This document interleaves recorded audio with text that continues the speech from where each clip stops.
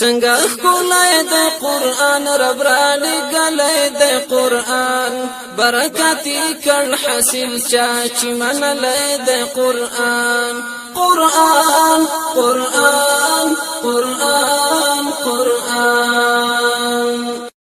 السلام علیکم ورحمت الله وبرکاته. په قبرستان یا په هدیره کې د جنازې لمونځ کیږي یا نه کیږي؟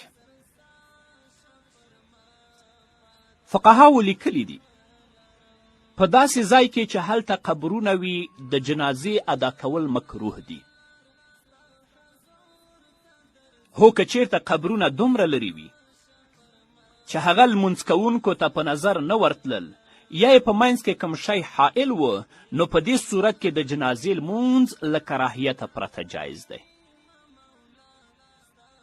اگر که اشرف علي تهانوي رحمه الله د قبر ترڅنګ هم جنازه جائز بللی ده. امام ابو حنیفه رحمه الله فرمای دا قولی بحر رایق په دویم جلد کې 195 صفحه کې باب الجنایز کې رانقل کړی.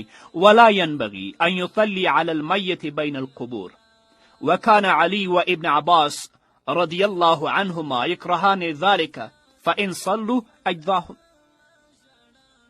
د قبرونو په منځ کې د په مړي باندې لمونځ نه کوي، او حضرت علي کرم الله وجهه او ابن عباس رضی الله تعالی عنهما دا کار مکروه ګڼه، خو که چا وکه ادا کیږي.